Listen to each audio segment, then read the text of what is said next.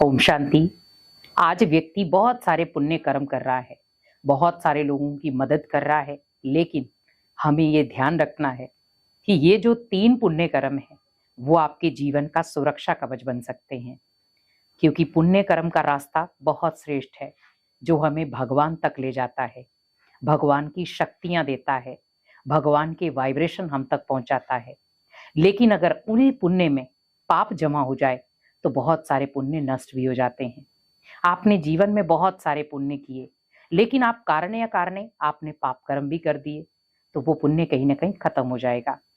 तो हमें ध्यान रखना है कि पुण्य कर्म करते हुए हमें ये ध्यान रहे कि हम किसी पाप के मार्ग में ना चल जाएं। क्योंकि आज व्यक्ति पुण्य करते करते कब पाप के रास्ते को पकड़ लेता उसे खुद भी पता नहीं चलता। कई बार व्यक्ति पुण्य करता है लेकिन एक निस्वार्थ भावना से, पर जब उसके अंदर उसी पुण्य को करते करते अहंकार आ जाता है तो वो पाप के रास्ते पर भी उतर जाता है। तो आप हमेशा एक चीज ध्यान रखें कि पाप का रास्ता कभी पुण्य का रास्ता नहीं अपना सकता, और पाप का रास्ता आपके पुण्य कर्मों को खत्म कर देगा। क्योंकि पाप आपने कोई एक ही किया होगा, लेकिन आपके 100 पुण्य कर्म खत्म हो जाएंगे उसमें। अब आप सोचो बलशाली क्या है, क्योंकि आपने पुण्य कर्म कितनी मेहनत से किए, लेकिन पाप कर्म आपने किसी को दुख दिया, जिसकी वजह से बद्दुआओं ने वो पाप पुण्य कर्म खत्म कर दिए। तो हमें इन 3 पुण्य कर्मों से अपनी दिन की शुरुआत करनी है, अपनी जीवन की शुरुआत करनी है, और अपने दिन को भी और अपने जीवन को भी सुख में बनाना है। पहला पुण्य, हमेशा सबको दुआएं दो, क्योंकि ये एक ऐसा पुण्य है जो आपके जीवन का सदा काल के लिए सुरक्षा कवच बन सकता है। क्योंकि पुण्य कर्म व्यक्ति करता तो है, लेकिन उसमें कई बार अहंकार जुड़ जाता है। पुण्य कर्म करो पर अहंकार रहित, जिसको हम कई बार कहते हैं निस्वार्थ भावना का।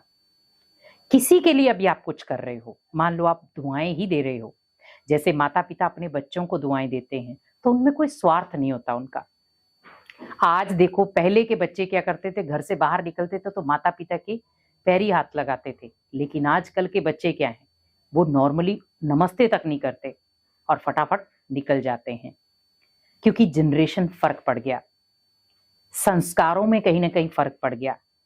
आज हम ये सोचकर बैठ के कि धन मुझे काबिल बनाएगा, संस्कार नहीं। पर धन आपको काबिल नहीं बनाता, धन आपको अहंकारी बनाता है, लेकिन संस्कार आपको एक अच्छा इंसान बनाते हैं। अगर वो अच्छे संस्कार, अगर आपकी अच्छी आदतें, अच्छी नेचर होगी, तो आप भगवान को भी प्रिय होंगे। और आज आपने कई बार देखा होगा, व्यक्ति के पास धन है लेकिन बोलने की सेंस नहीं, व्यक्ति के पास धन है पर वो किसी से उठना बैठना कैसे वो पता नहीं, व्यक्ति के पास धन है लेकिन मैनर्स नहीं। तो आप सोचो वो धन किस काम का, जो आपकी आदतों को बदल दे। और आज आप नॉर्मल देख रहे हैं, व्यक्ति की आदतें कहीं ना कहीं धन की ओर से बदल रही हैं। धन को धन के रूप में रहो, लेकिन जो हमारे संस्कार हैं वो हमारी धरोहर हैं, क्योंकि वही संस्कार कहीं ना कहीं हमें भगवान से जोड़ेंगे। अगर संस्कार अच्छे हैं तो भगवान से कनेक्टिविटी होगी। अगर संस्कार ओनली आपके धन कमाने वाले हैं, बुद्धि बार बार धन में ही जा रही है, कैसे कमाएं, कैसे नुकसान और फायदा देखें, तो वो रिश्तों में कभी फायदा नुकसान नहीं देखेगा, वो रिश्तों में नुकसान ही नुकसान देखेगा, मुझे इसको कैसे खत्म करना है। और आज बहुत सारे लोग ऐसे टेंशन में जी रहे हैं कि वो अच्छे होते हैं, लेकिन बहुत सारे लोगों के बहकावे में आकर वो अपने पेरेंट्स को ही गलत कर देते हैं, पेरेंट्स के साथ ही गलतियां कर देते हैं, और पेरेंट्स को ही कई बार घर से बाहर निकाल देते हैं, पेरेंट्स को अकेला जीने पर मजबूर कर देते हैं। आप सोचो, क्या ये हमारी भारतीय संस्कृति थी? क्या ये हमारी नेचर थी? क्या हमारी ये आदतें थी? आज आप देखो, जिन माता पिता ने आपको अपनी हाथों पर रखा, अपनी पलकों पर रखा, आज वो माता पिता कहाँ हैं? सबसे बड़ी दुआएं हैं माता पिता की। अगर हमने जीवन में वही नहीं कमाई, तो आप सोचो हमारे से भगवान कभी खुश नहीं हो सकता। भले आप दुनिया में कितने भी पुण्य कर्म कर लो, वो कभी खुश नहीं रह सकते। क्योंकि पहला पुण्य कर्म है माता पिता की दुआएं, क्योंकि वो दुआएं जो आपके लिए सुरक्षा कवच हैं, सेफ्टी का कारण है। क्योंकि माता पिता की जिन आत्माओं ने दुआएं ले ली, वो हमेशा सेफ रहेंगे, क्योंकि माता पिता की दुआएं भगवान की दुआओं से कनेक्ट है, क्योंकि उन्होंने जन्म दिया है, संस्कार दिए हैं, आपको जीने की वजह दी है।